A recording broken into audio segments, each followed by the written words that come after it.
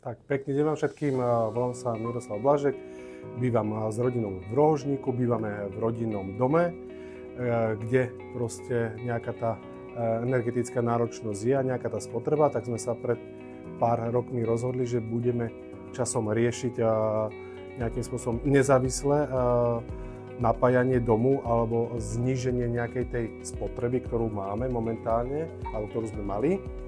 Tak trvalo to možno 1, 2, 3 roky.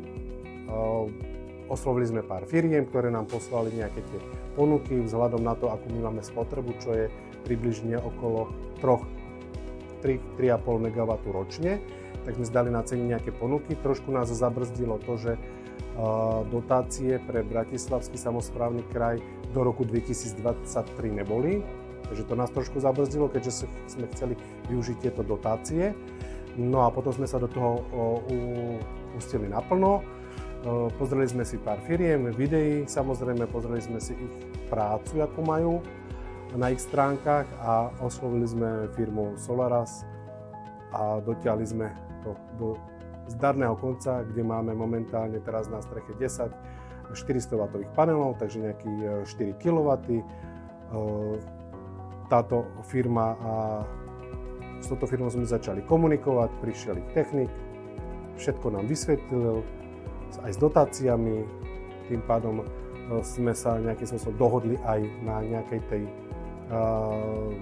nejakom platobnom postupe a podpísali sme zmluvu a firma zariadila všetky potrebné veci, hlavne čo sa týka tých schvaľovacích procesov, čo bolo pre nás viac menej španielská dedina, pretože my sa v tých schvaľovacích všetkých procesoch nevyznáme a sme radi, že firma Solaras nám zabezpečila túto celú agendu a tieto služby a momentálne od apríla tohto roku máme namontovanú funkčnú fotovoltiku.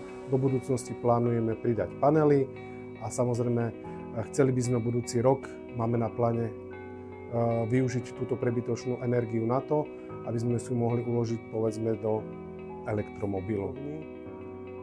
Čo sa týka dodania tohto celého systému a zapojenia, tak najskôr prišiel technik, ktorý nám podrobne vysvetlil celý proces zapojenia, inštalácie, schvaľovacích procesov a celej tej administratívy, ktorá je spojená s takouto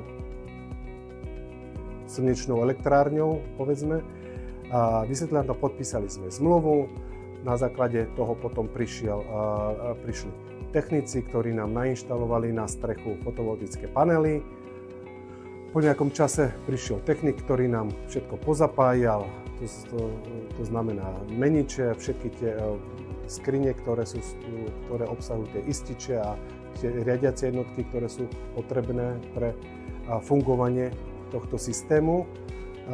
Samozrejme potom bola vydaná revízna správa, ktorá je veľmi dôležitá pri takýchto projektoch, pretože bez revíznej správy takto nie všetky firmy, ktoré sme oslovovali, ponúkajú aj revíznu správu. Revízna správa je veľmi dôležitý prvok každej takejto montáže, pretože od toho záleží, či v prípade akéhokoľvek nešťastia, požiaru, či vám to poistenie nejakým spôsobom zoberie do úvahu. Takže momentálne žijeme vo svete, kde môže byť garantovaná cena elektriky na rok, na 2, ale za 2, za 3, za 3, 4 roky môže tá cena tej energie stúpnuť na takú úroveň, ako je momentálne teraz v Českej republike, kde to je momentálne tak, že neúnosné by som povedal. A otázka je nie čo, ale kedy. Čím skorej si dá človek spraviť nejakú tú analýzu, nejaký ten návrh, jak by si to mohol uľahčiť tú celkovú záťaž alebo tie financie toho daného domu na energetickú sieť, tak určite doporučujem čím skorej kontaktovať firmu, ktorá sa tým zaoberá, hlavne firmu, ktorá vám navrhne projekt od A po Z, to znamená od nejakej návštevy, od nejakej cenovej ponuky, možnosť platieb, tak si môžete rozložiť platby či na jednu, na 2, na 3, na 4 časti, to je podľa dohody samozrejme. A firma, ktorá vám zabezpečí kompletne celú montáž s revíznou správou a so všetkými schvaľovacími procesmi, ktoré táto fotovoltická elektráreň, by sme povedali, vyžaduje.